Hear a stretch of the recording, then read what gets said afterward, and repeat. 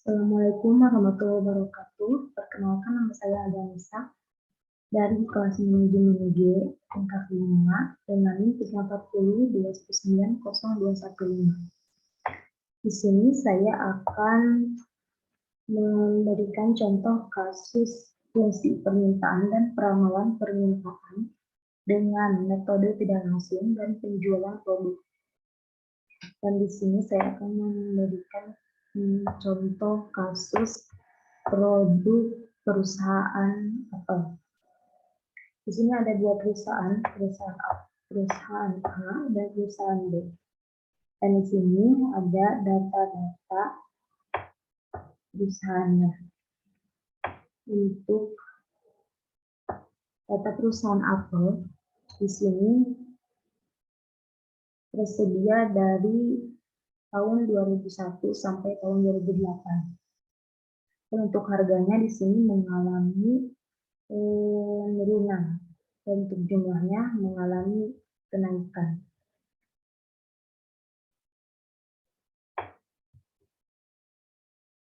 Ini untuk perusahaan A ini. Untuk perusahaan A ini harganya yang tadi mengalami penurunan dan mengalami penurunan. Dan untuk perusahaan B itu harganya mengalami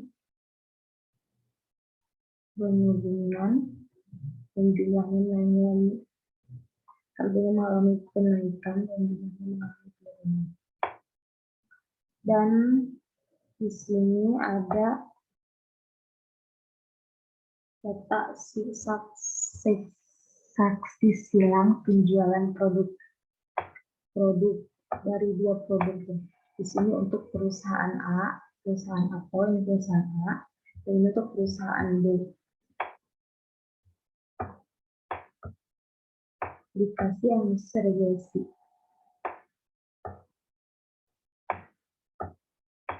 Nah, dan di sini kita akan menghitung. Misalnya perusahaan, ini ada data perusahaan A yang tadi. Dan ini untuk N-nya ini adalah tahun. Sini ada 8 tahun. Dan untuk harganya itu P, harganya itu X ini, untuk jumlahnya itu Y. Untuk XY terdapat ini, XY itu terdapat dari X dikali Y, jadi 9.000 dikali 160. Dan ini dimasukkan semuanya ke sini, digunakan untuk X kuadrat dari hasil X ini, dan untuk Y kuadrat sama dari hasil ini, Y. Nah, dan di sini X sebagai sigma X, Y sebagai sigma Y, XY sebagai sigma XY, dan X kuadrat sebagai sigma X kuadrat, Y kuadrat sebagai X sigma Y kuadrat. Dan sekarang kita masuk ke dalam rumus. Di sini rumusnya adalah N sigma XY dikurangi sigma X dan dikali sigma Y per N sigma X kuadrat dikurangi dalam kurung sigma X kuadrat. Nah, di sini kita masukkan ini N-nya itu tadi, jadi ada 8 ya, tanggalnya itu, tahunnya itu ada 8 tahun. Jadi N itu 8, ini yang ini 8, dikali sigma XY, berarti sigma XY itu ini, dikali ini, 23.500.000, dan dikurangi, ini dikurangi sigma X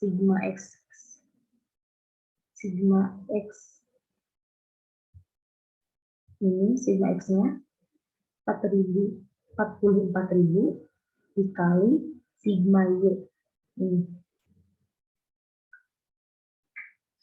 Dan untuk bawahnya sama seperti tadi, kita turunkan nilainya. Nah, setelah itu kita jumlahkan. 8 kali 23.500.000.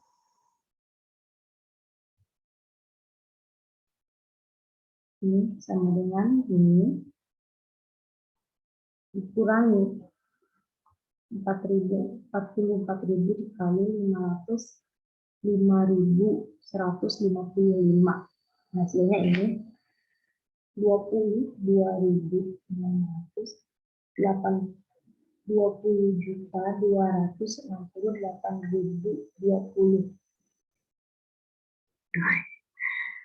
220.6.820. Dan ini sama seperti ini, kita jumlahkan dikalikan 8 kali ini, masukkan ke sini untuk ini ya. Kita tinggal jumlah-jumlahkan saja. Terus hasil dari ini kita bulatkan menjadi 0, negatif 0,116. Jadi ini dibulatkan. Ini dari hasil ini kita bulatkan jadi hasilnya.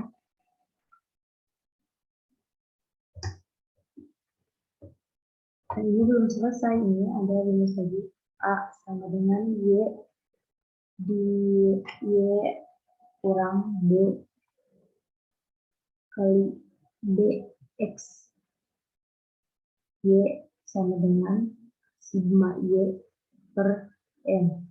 Y sama dengan Y ini itu sigma Y itu tadi berapa? Sigma Y itu jadi 5.155 ini. N itu tadi 8. Yang dijumlahkan. Jadi hasilnya 644,375. Dan untuk X sama dengan sigma X sama ya seperti ini yang Y. Dan ini untuk A sama dengan ini hasil dari yang Y. Masukkan ke sini, dikurangi hasil dari yang dimasukkan bukan hasil pembulatannya, tapi yang aslinya masukkan, terus dikali 5.500 dikali X. Ini kita jumlahkan sama seperti tadi, dikurangi ini. A sama dengan 100.280. Jadi dibulatkan hasil dari ini, dari 1,279,82149. Jadi dapat disimpulkan berdasarkan pada perhitungan di atas, maka dapat diketahui fungsi permintaannya adalah Y sama dengan 1.280 min 0,116 X atau I sama dengan 1.280 min 0,116 P. Dan untuk perusahaan B sama seperti contohnya.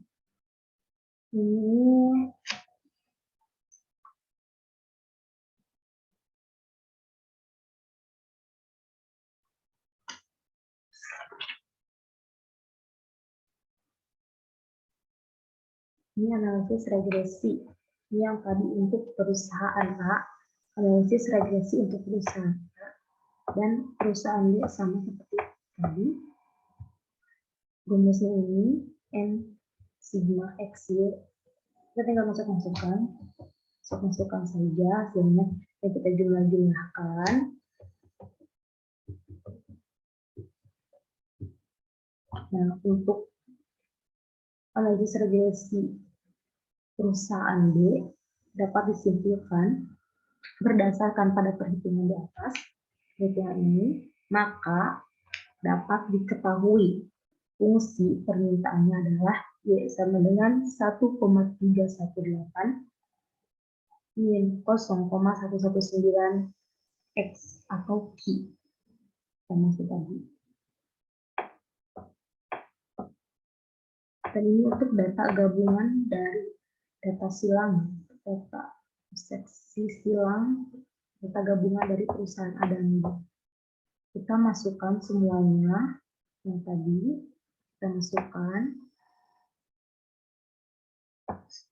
Dan sama, untuk rumusnya pun sama seperti yang tadi. N sigma XY min sigma X sigma Y sama seperti tadi. Tinggal jumlah-jumlahkan, bisa masukkan.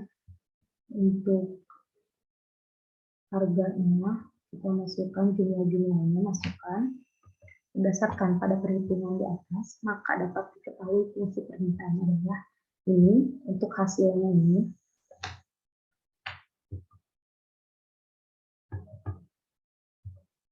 Dan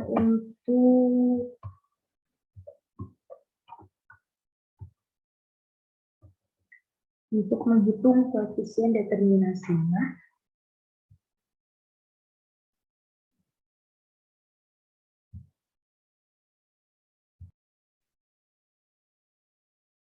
terus sekarang kita menghitung koefisien determinasinya. Untuk menghitung koefisien determinasinya, perusahaan yang tadi sama ya, ini datanya sama seperti perusahaan yang tadi yang ada di tabel, tapi untuk rumusnya ini R kuadrat, jadi kita akan pakai kuadrat. R kuadrat sama dengan dalam kurung N sigma XY dikurangi sigma X sigma Y dalam garis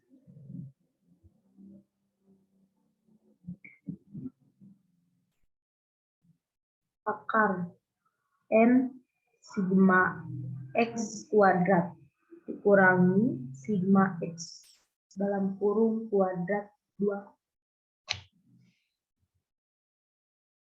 Kita masukkan nilai dari rumus ini.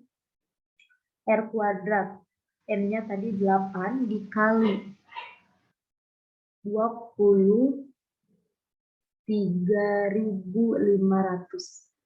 2.330.500. Maaf.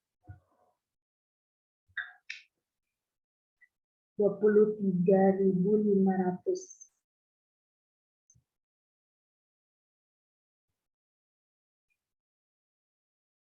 Dikurangi 44.000 dikali 5.155 per akar 8, N-nya itu 8, sigma X kuadratnya itu 20.804.000 dikurangi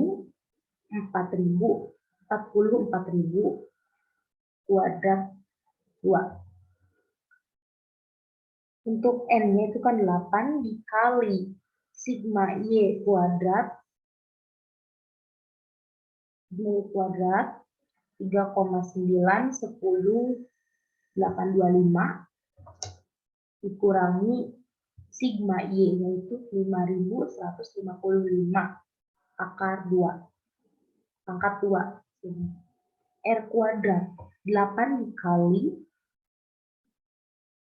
23.500 sama dengan 188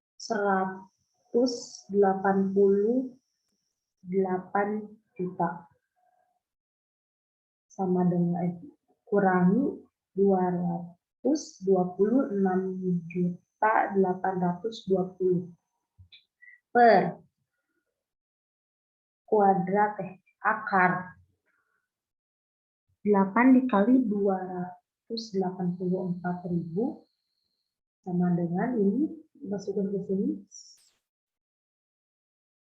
terus dikali yang kita kalikan, R kuadrat sama dengan 300 38.820.000. Akar pangkat akar ini dijumlahkan semuanya. R kuadrat sama dengan 38.820.000 per 3.997.275.63 rak. R kuadrat sama dengan ini dibagi ini, terus dipangkat 2, jadi hasilnya 0,952. Proporsi penjelasan pengaruh harga produk apel terhadap jumlah permintaan apel pada perusahaan A dapat dijelaskan sebesar 95,2%, sedangkan 4,8% dijelaskan oleh faktor yang lain. Dan untuk determinasi perusahaan B sama seperti tadi, ini untuk rumusnya R kuadrat sama dengan N sigma XY dikurangi sigma X dikali sigma Y per akar N sigma Y kuadrat dikurangi sigma X kuadrat N dikali N sigma X kuadrat dikurangi sigma Y kuadrat akar 2 ya. Ini sama seperti yang tadi, kita tinggal masukkan data yang tadi yang ada di tabel, data yang tadi atas. Data-data di atas kita masukkan, sama seperti yang tadi. Untuk proporsi penjelasan pengaruh harga produk terhadap jumlah permintaan apel pada perusahaan yang B dapat dijelaskan sebesar 94,3%, sedangkan 5,7% dijelaskan oleh faktor lain. 3 data gabungan perusahaan A dan B. Untuk gabungan perusahaan A dan perusahaan B, determinasinya sama